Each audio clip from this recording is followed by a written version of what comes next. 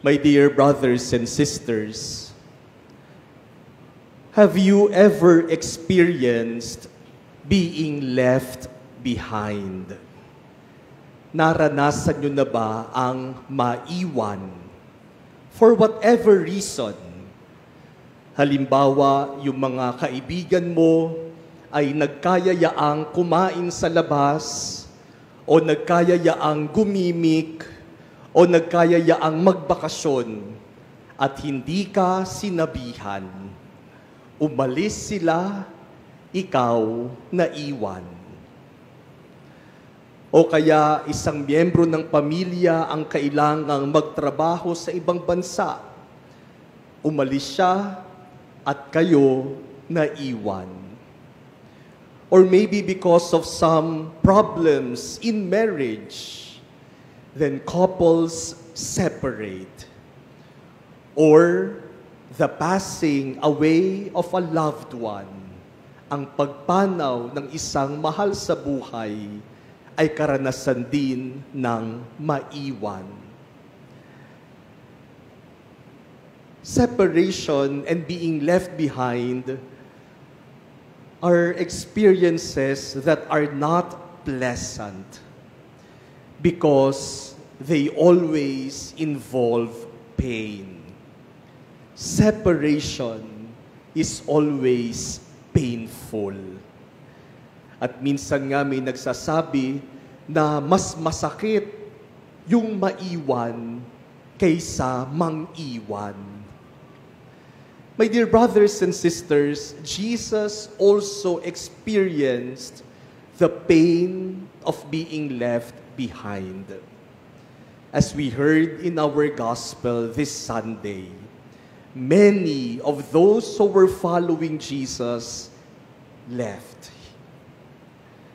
If you remember, 5 Sundays ago, our gospel was about the miracle that Jesus performed when He fed thousands of people from 5 loaves and 2 fish.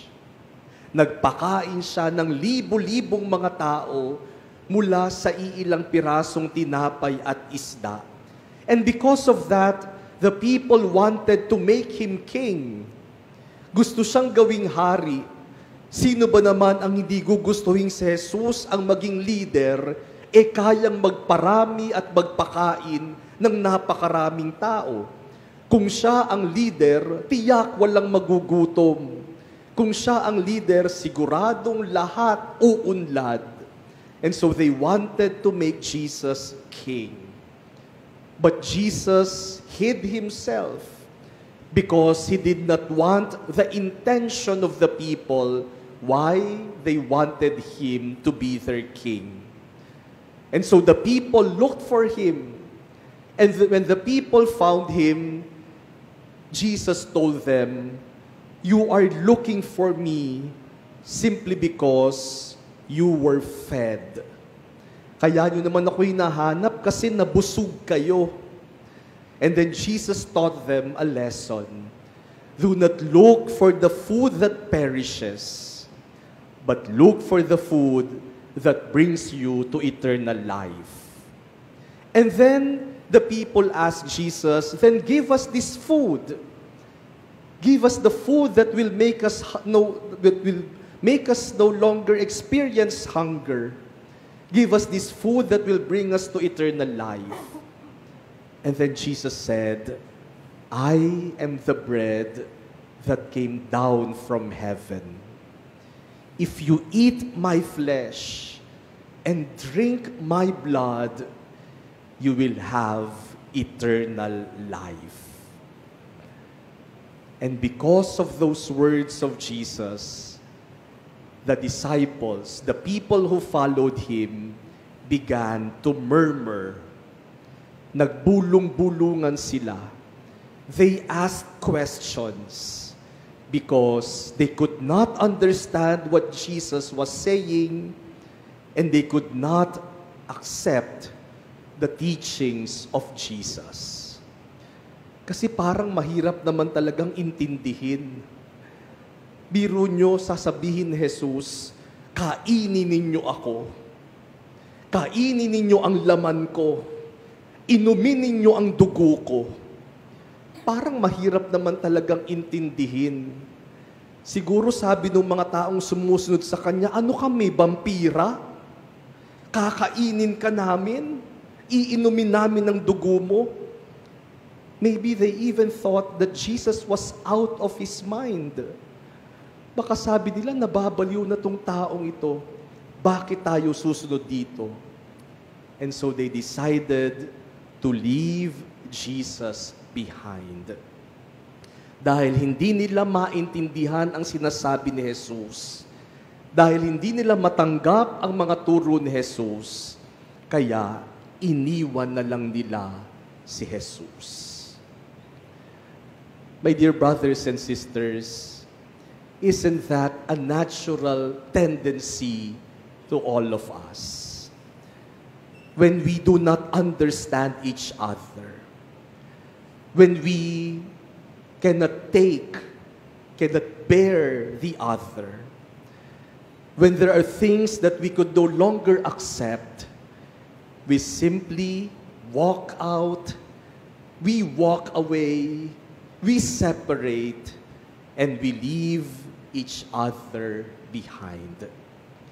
Kapag hindi nagkakaunawaan, kapag may hindi na pagkakaintindihan, kapag may hindi natin matanggap sa isa't isa, ang solusyon natin palagi, iwanan, maghiwalay. Let us leave each other behind. At work, for example, when you no longer enjoy your work, when you do not like your boss, or you do not like your co-employees, when the atmosphere at work becomes very stressful, what do? We resign.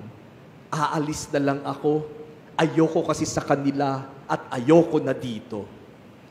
Doon sa mga nag-aaral, kapag hindi maintindihan ang subject, o kapag ayaw sa teacher, o kapag ayaw sa kaklase, sasabihin, idadrop ko na lang to.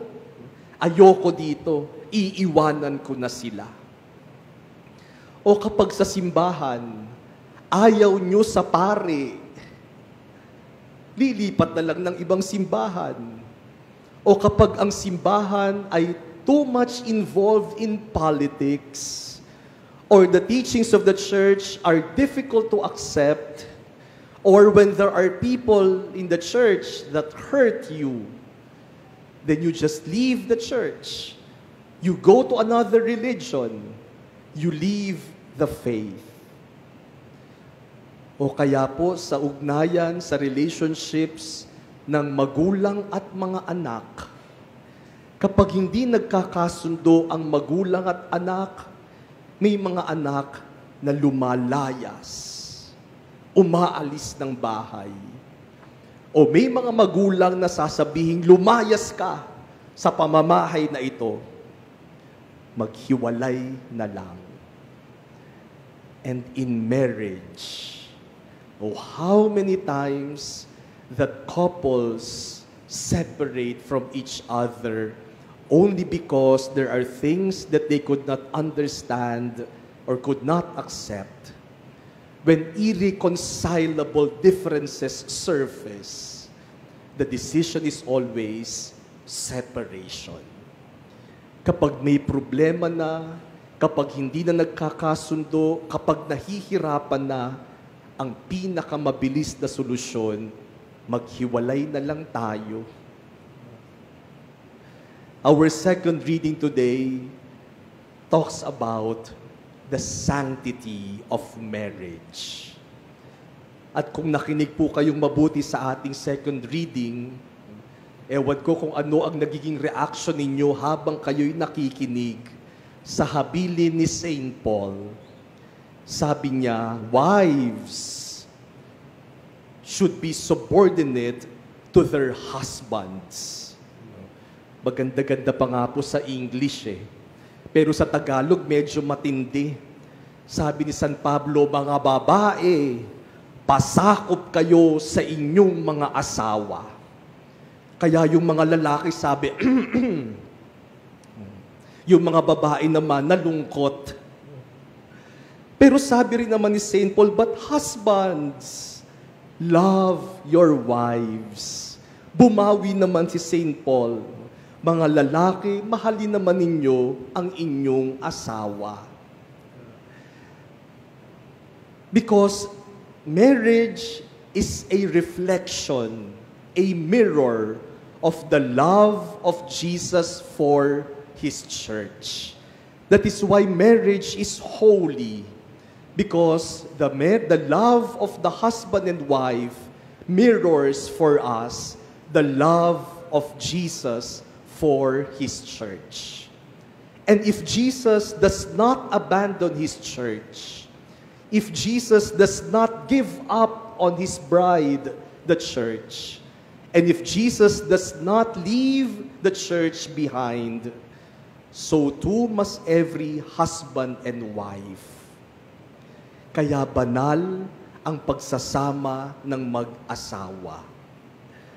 My dear brothers and sisters, when we have differences, misunderstandings, and conflicts, when we could no longer bear each other, the solution is always separation and leaving each other behind. That is the fastest solution. That is the easiest solution. But that is the solution of cowards. Yan ang palaging iniisip ng mga taong duwag. Why not try to understand each other more? Why not be more patient? And why not be more forgiving? Bakit hindi intindihin pa? Bakit hindi lawakan pa ang pangunawa? Bakit hindi habaan pa ang pasensya? Bakit hindi subukang ayusin pa? Baka sasabihin ninyo, Father, nagawa ko na yan. Itatanong ko naman, bakit hindi mo gawin ulit? If the people try to understand Jesus more, they will not leave Jesus behind. And if we try to understand, be more patient and understanding to each other, then no one will be left behind. And I hope that is also true in our relationship with God. Minsan po kasi kahit ang Diyos, iniiwan natin when God does not seem to care, when God does not seem to answer our questions, when God does not seem to grant our prayers, then we begin to doubt God.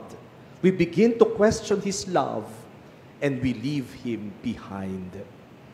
In our second reading, Joshua posed an important question to the people of Israel. Whom will you serve? The living God or the fake gods?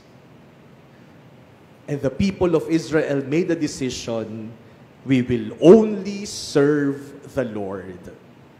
Ang Diyos lamang ang aming susundin, Siya lamang ang aming mamahalin. As for me and my household, we will serve the Lord. My dear brothers and sisters, like the question of Jesus to His disciples, He also asks each one of us today, do you also want to leave? Aalis din ba kayo? Iiwan din ba ninyo ako? Let us pray that with God's grace, we may never leave anyone behind. Let us not leave Jesus behind. Sana walang maiiwan at sana hindi natin iiwanan ang Diyos. Choosing to stay is very difficult, but often it is the best choice to make. Like Saint Peter, may we also tell Jesus, To whom shall we go? Kanino kami pupunta? You are our life. You give us strength. In you we place our hope. If we leave you, then how could we live?